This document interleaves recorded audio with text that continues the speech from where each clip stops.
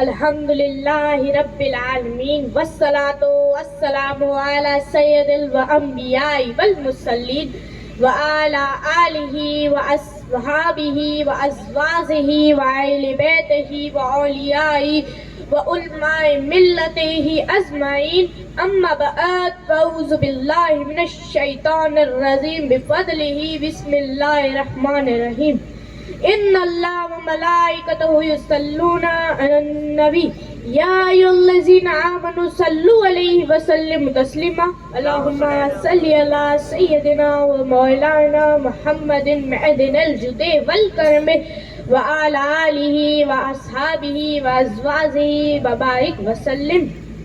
لائق ستازن واجب الاحترام سادات اعظم علماء کرام حاضرین مجلس السلام علیکم ورحمۃ اللہ وبرکاتہ. صدر عالی وقار میرا نام اسما بنت عیسیٰ ہے اور میں لٹھیڑی گاؤں کے مدرسہ فیض مصطفیٰ میں تعلیم حاصل کرتی ہوں اور آج کی میری مختصر تقریر کا عنوان ہے قرآن کتاب انقلاب.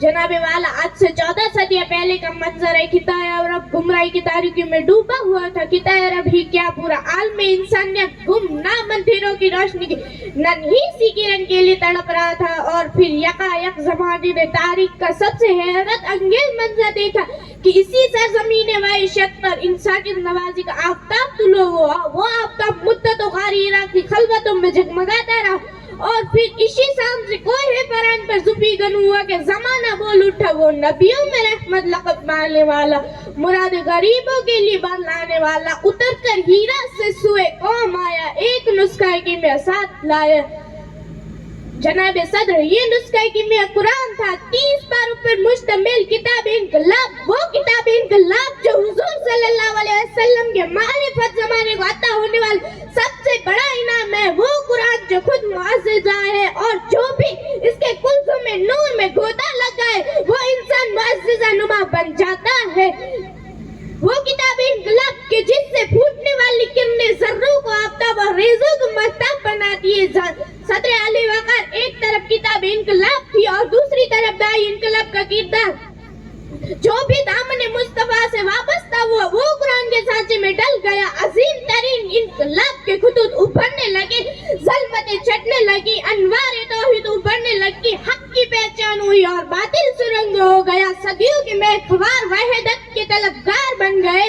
رہزنوں کو رہبری کا شعور ملا, صنم پرستوں کو خدائے واحد کا نور ملا, عزتوں سے کھیلنے والے عصمتوں کے نگہبان بن گئے اور جاہلی شاعریوں کا فخر کرنے والے حافظ قرآن بن گئے. وحشت و بربریت کے علمدار امن و سلامتی کے معمار بن گئے اور اپنے وجود سے ناصرہ لوگ قرآن کے پاسدار بن گئے. غرض تہذیب حق ابری, تمدن پر شباب آیا, فضا بدلی جہاں بدلا, خدا کا انتخاب آیا. کتاب انقلاب آئی تو ہر سو انقلاب آیا. حاضرین کرام, مذہب ہو یا سیاست, عمرانی علوم ہو یا معاشیت, رزم آرائی ہو یا کشور کشائی, آداب جہاں گیری, قرآن نے ہر میدان میں اپنی ہمہ گیری کے پرچم لہرا دیے. سود اور جوا حرام کرا دیے. زکوٰۃ اور صدقات کا نظام نافذ کیا گیا اور کہا گیا جو کچھ تمہاری ضروریات سے زائد ہے اسے تم خدا کی راہ میں خرچ کر دو. صدر علی وقار کتاب انقلاب کا معاشی نظام اس قدر معاشر اور پاکیزہ تھا کہ اسلامی معاشرے میں رزق حلال کو عبادت کا درجہ حاصل ہو گیا. زکوٰۃ دینے والے تو بہت تھے مگر قبول کرنے کو کوئی تیار نہ تھا.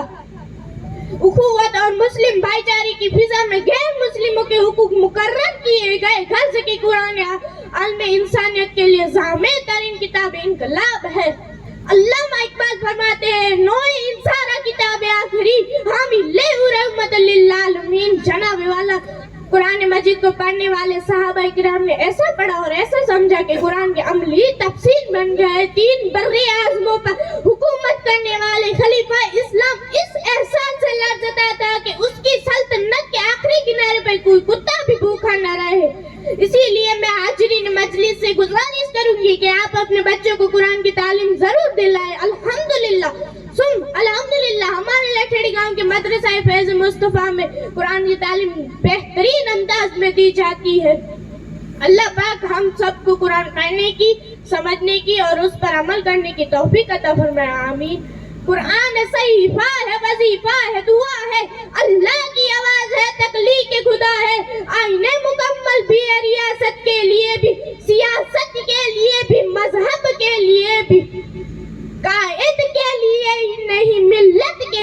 بھی قرآن ہی فقط رہبر و رہنما ہے، اللہ کی آواز ہے، تخلیق خدا ہے، وما علینا الا البلاغ۔ السلام علیکم ورحمۃ اللہ۔